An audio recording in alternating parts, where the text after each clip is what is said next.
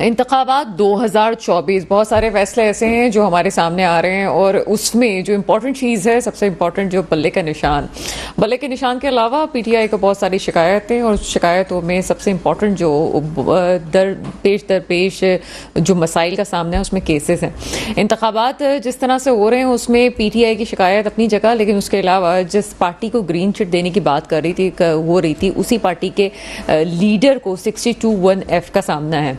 हमने प्रोग्राम में कल भी इस बात को तफसील से डिस्कस किया था और आज इस हवाले से एक अहम समाअत हुई और समाअत में जो कमेंट पास किए गए वो एक तारीखी नौयत के कमेंट हैं। काजी फाइज ईसा साहब जब भी बात करते हैं बड़ी डंके की चोट पे करते हैं और वो बात जो वाकई एक लॉजिकल लगती है, उनके अल्फाज को अगर पढ़ के सुना दिया जाए तो ज़्यादा बेहतर होगा। काजी फाइज ईसा ने आज जो रिमार्क्स दिए उसमें ये बात बड़ी इंपॉर्टेंट थी कि सुप्रीम कोर्ट में आर्टिकल 61(f) के तहत जो बात की गई है उसमें एक सवाल जो उठाया गया कि 5 जेंटलमैन की दानिश 326 पार्लियामेंटेरियंस की कानून साजी ख़त्म कर सकती है। यहाँ तो आइन में तरमीम भी गन पॉइंट पे होती है। मुंतखब नुमाइंदों की बनाई गई कानून साजी को हकारत से नहीं देखा जा सकता। एक बार क्वालिफाई ना करने वाले को अगले इंतखाबात में कैसे रोका जा सकता है। और इम्पॉर्टेंट चीज़ जिस पर बार बार बात हो रही है कि आमिर के बनाए हुए कानून को, क्या आमिर का बनाया हुआ कानून सियासतदानों पे जब लागू होता है तो क्या फिर किसी आमिर पे भी लागू होता है। बड़ी इंपॉर्टेंट चीज़ है। हम शायद सवालात उठाते नहीं हैं। हम बहुत दफ़ा ये बात कर चुके हैं कि हम अगर अपनी तारीख से नहीं सीखेंगे और उन गलतियों को ठीक नहीं करेंगे जो गलतियाँ माजी में हो गई हैं तो उसकी हमें आगे उसके नताइज भुगतने पड़ेंगे।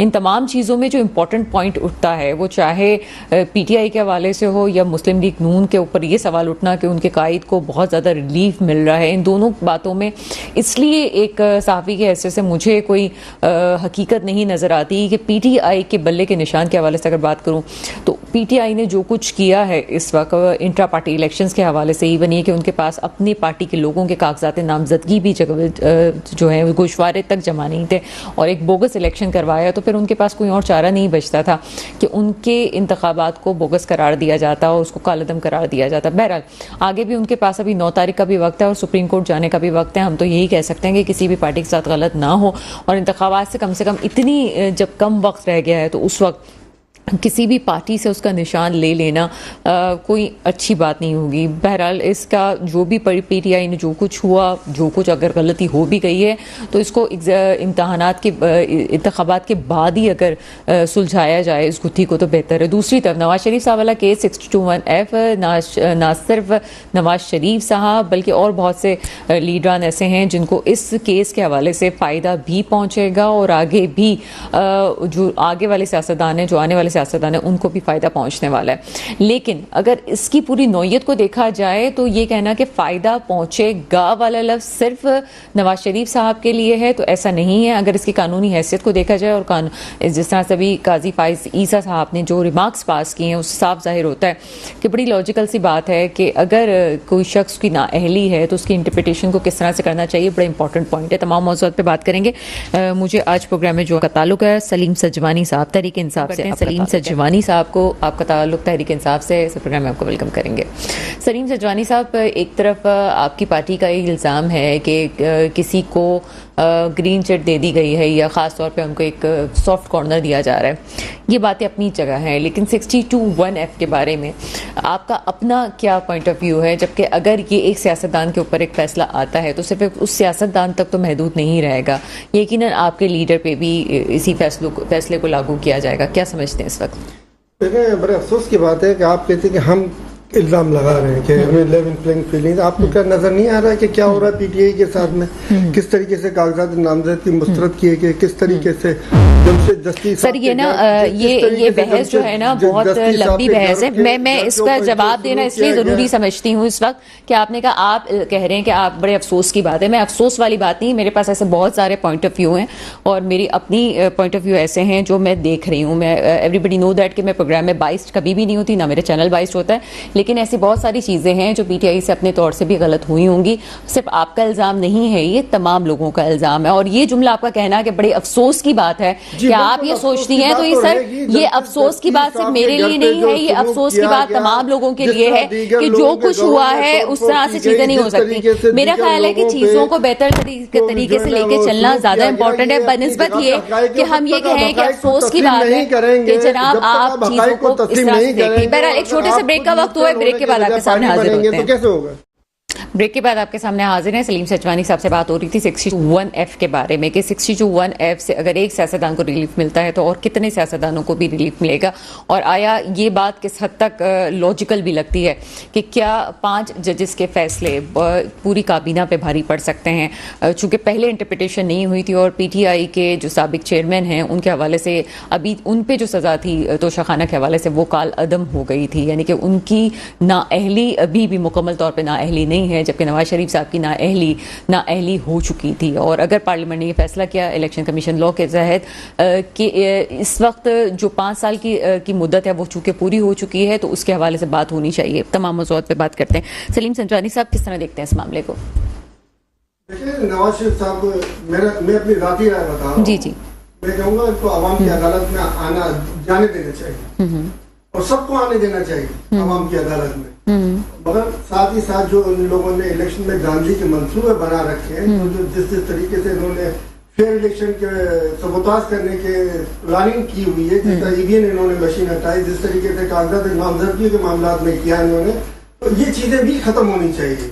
और एक फ्री एंड फेयर इलेक्शन जो है वो जुडिशरी की अंडर गाइडेंस में होना चाहिए और पाकिस्तान की तारीख का एक मिसाली इलेक्शन होना चाहिए जो नजर आए, जिसमें जो सादिक है, सादिक तो आपको पता है कि हमारे यहाँ पे पूरे मुल्क के अंदर मैं नहीं कह सकता हूँ कि कोई एक भी फर्द आपको सादिक मिल सकता है। बाकी अमीन आपको अल्लाह की रहमत से हमारे मुल्क के अंदर में बहुत मिलेंगे। सादिक शायद कोई होंगे चंद जिसकी वजह से हम चल रहे हैं, मगर अमीन हमारे मुल्क के अंदर अल्लाह की रहमत से बहुत है। और जो है वो इस मामला को आगे बढ़ना चाहिए। और टाइम जो वेस्ट हो रहा है कौम का, और लाकानूनियत जो मुल्क के अंदर में फैली हुई है, जिसकी तरफ काजी फाइज साहब की नज़र नहीं जा रही है, जिस तरीके से जमशेद दस्ती साहब के घर में जो खवातीन के साथ सुलूक किया गया, ये सुलूक कोई जेब नहीं देता। इसके अलावा दीगर कई ऐसे मामला हैं जिनके ऊपर तवज्जो देने की ज़रूरत है।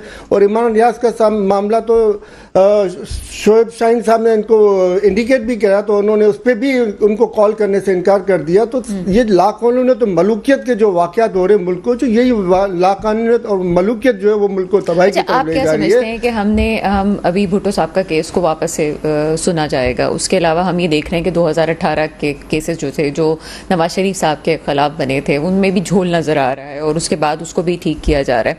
इसी तरह से आप क्या समझते हैं कि आपके जो साबिक चेयरमैन हैं, आपके जो बानी हैं पीटीआई के, उनके खिलाफ भी कुछ ऐसे केसेस हैं जो आप समझते हैं कि आगे चल के इनको पता चलेगा कि ये उस पर वापस से बात होनी चाहिए, और अभी क्यों हम इस वक्त ही चीज़ों को बेहतर तरीके से नहीं दे सकते जब हम देख रहे हैं कि माजी के केसेस को फिर से खोला जा रहा है इस वक्त? देखिए माजी के केसेस के ऊपर जो है ना अवाम ने फैसला दे चुकी थी।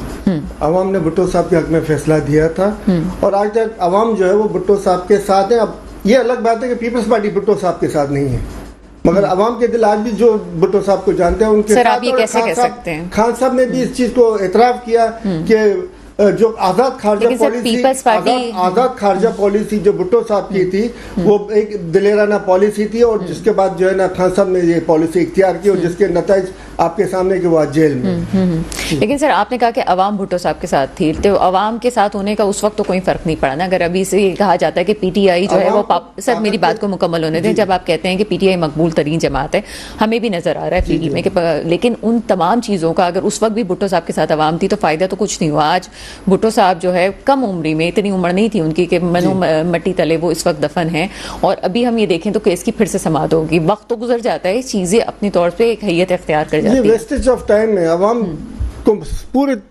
जुडिशरी भी जो है ना इस बात को तस्लीम कर चुकी कि एक जुडिशियल मर्डर था ये, तो अब इसको वेस्टेज ऑफ टाइम, इस वक्त जो मलूकियत फैली हुई है सबसे अहम तवज्जो देने की जरूरत है।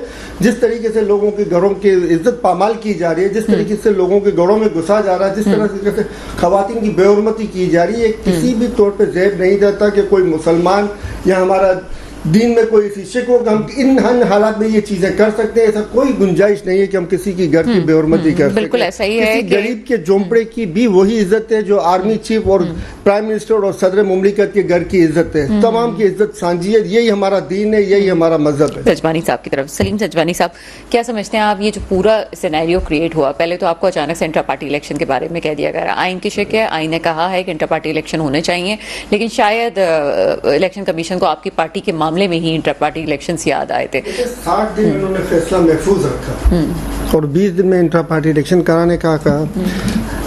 पीटीआई के अलावा आप कोई भी एक सीसीटीवी फुटेज लाके दिखा दें कि फला पार्टी ने इससे बेहतर तरीके पर इलेक्शन करवाए हैं, आपको एक भी नहीं मिलेगी। ठीक है, एक आप नहीं ला सकते सिंगल सीसीटीवी फुटेज या सिर्फ फोटोग्राफ के जिससे आप साबित कर सकें कि ये इन्होंने बेहतर तौर पे, सिर्फ एक वाहिद पीटीआई है जिससे कहा गया और उसने दोबारा करवाए इंट्रा पार्टी इलेक्शन, जिससे साफ साबित हो रहा है कि जो है इलेक्शन कमीशन यकतरफा और जानिबदार है। और मैं भाई की मालूमात में एक इजाफा कर दूं, इस वक्त 2 पीपल्स पार्टियां हैं। एक पीपीपी है, पाकिस्तान पीपल्स पार्टी, जिसके सरबराह बिलावल भुट्टो है, उनके पास तलवार का निशान मौजूद है। और दूसरे पीपीपी पार्लियामेंटेरियन है जिसके सरबराह आसिफ अली जरदारी साहब है। अब ये 2 पार्टियों में से जो है वो क्या इख्तलाफात हैं वो भी सामने कुछ आते रहते हैं और इस पर हम तफसील से नहीं जाते, ये इनका इंटरनल मामला है। मगर जो जिस तरीके से इलेक्शन कमीशन यकतरफा तौर पर जानिबदारी का मुजाहरा कर रहा है, इसके ऊपर देख लें, चीफ जस्टिस साहब को एक्शन लेना चाहिए और बल्ले के निशान को बहाल करना चाहिए। यहाँ तो बल्ले का निशान पीटीआई को वापस करें, यहाँ तो साबित करें कि फला पार्टियों के जो है ये इलेक्शन देख लें आपसे बेहतर हुए हैं, मगर ये साबित नहीं कर सकते। ये तो इस वक्त बहरहाल ये बहुत ट्रू कमेंट है कि अगर कोई ये साबित कर दे कि अगर कोई दूसरी पार्टी इंटर पार्टी इलेक्शंस के हवाले से कैसी है और किस तरह से काम कर रही है, मेरा ख्याल है कि सिर्फ जमात इस्लामी पूरे पाकिस्तान में ऐसी जमात है जिसपे इंटर पार्टी इलेक्शंस के हवाले से बड़ी साफ और शफाफ चीजें आती हैं, लेकिन इस वक्त इंटर पार्टी इलेक्शन का मौजू उठाना ही एक मसला था, इतनी जल्दी नहीं करना चाहिए था, जबकि आपको पता है कि एक पार्टी पे पूरा वक्त आया है। सलीम सजवानी साहब, स्पेशली सिंध के हवाले से बात करेंगे। सिंध में अभी आपकी क्या पोजीशन है, क्या समझते हैं कि चीज़ें किस तरह से बेहतर हो रही हैं, और इस वक्त जितने कैंडिडेट आपके खड़े हो रहे हैं उनको आप क्या समझते हैं? क्योंकि तहरीक जो इस्तेहकाम पाकिस्तान इस्तेहकाम पार्टी के में भी बहुत सारे ऐसे लोग हैं जो आपकी पार्टी से गए हैं, तो आप क्या समझते हैं कि सिंध में आपकी पोजीशन कैसी रहेगी? देखिए, सिंध के पूरे पाकिस्तान में धांधली के जो प्रोग्राम उन्होंने बनाया उसमें सबसे अहम काम उन्होंने वही काम किया कि ईवीएम मशीन वहाँ से हटाई। ठीक है, पढ़े लिखे जो लोग हैं बैरून मुमालिक में उनके से वोट का हक छीना। धांधली की इब्तिदा तो उन्होंने पहले ही कर दी, और बाकी जिस तरीके के टीचर्स आपने देखा होगा कि तनख्वाह न मिलने के ऊपर जो मुजाहरा हुआ था प्रेस क्लब के बाहर, उसमें इस टीचर्स जो भर्ती हुए थे उनको कुछ मालूम ही नहीं था कि टीचर्स को किस तरह पढ़ाना है, इनको उर्दू तक की स्पेलिंग नहीं बताती। इस तरीके से टीचर्स जो भर्ती किए जाते हैं फिर उनसे इन्हीं इलेक्शन के दिनों में काम लिया जाता है, वो फिर वो चपरासियों की तरह इनके लिए काम भी कर रहे होते हैं, इनके थप्पे भी लगा रहे होते हैं। सिंध में क्या समझते हैं, क्या सूरत हाल है इस वक्त आपकी पार्टी की? सूरत हाल ये कि इस तरह के इलेक्शन में जहाँ पूरा स्टाफ जो है धांधली पे आमादा हो, जो पूरा स्टाफ इनकी मर्जी का, धांधली तो एक हमारे सियासत का एक हिस्सा रही है, बहुत बुरी बातें नहीं होनी चाहिए, लेकिन आपका कैंडिडेट, मैं आपसे यही अर्ज कर रहा हूँ, आपका कैंडिडेट इस वक्त किस तैयारी में? मैं आपसे यही अर्ज कर रहा हूँ कि जहाँ पे आपका पूरा अमला ही बैठा हुआ हो धांधली के लिए, तो वहाँ पे आप चाहे 100 वोट्स ले लें और अगले के 0 होंगे तो वो एक यहाँ से हटके वहाँ चला जाएगा। इस तरह के इलेक्शन मुतवक्का है इंटीरियर सिंध के अंदर में। और एक तो इलेक्शंस जो है हमेशा कहा जाता है सिंध में पीपल्स पार्टी पे भी इल्जाम लगाए जाते हैं, लेकिन हकीकत में आपसे जो पूछना चाह रही हूँ ये आपका अपना जो कारकुन है या आपका अपना वोटर है, आप क्या समझते हैं किस हद तक स्ट्रॉन्ग है?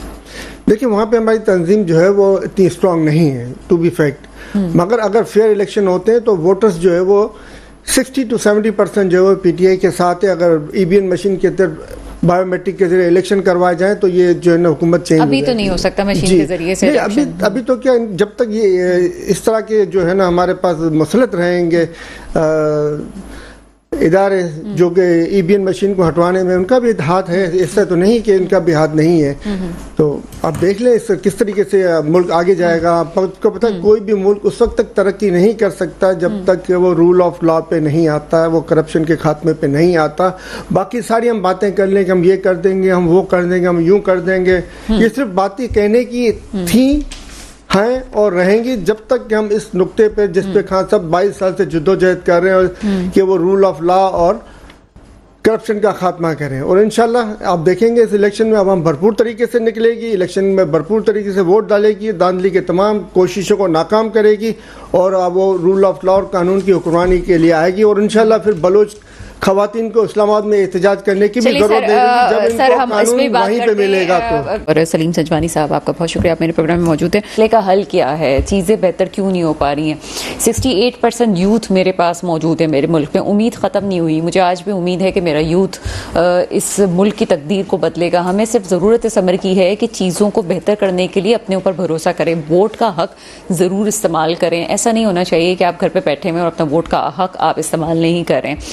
चीज़ें उसी वक्त बेहतर हो सकती हैं जब आप खुद ख्वाहिश करेंगे, खुद उस करप्शन का, उस साइकिल का हिस्सा ना बने, चाहे आपको जितना भी नुकसान हो रहा हो। मुल्कों की तरक्की में जो हम कहते हैं जी इनकलाबात आते हैं, और इनकलाब ज़रूरी नहीं है कि खूनी इनकलाब हो। इनकलाब एक अपने अंदर का भी इनकलाब होता है, जो हमने चीन में देखा कि वहाँ पे कैसे इनकलाब है, अंदरूनी तौर पे इनकलाब की बात की गई। दुआ वही है जो हमेशा होती है, मेरे मुल्क में वो हुक्मरान आए जो वाकई मेरे मुल्क के मुस्तकबिल की हिफाजत करें। इसके साथ ही प्रोग्राम का वक्त ख़त्म होता है, मुझे इजाज़त दीजिएगा। खुदा हाफिज़।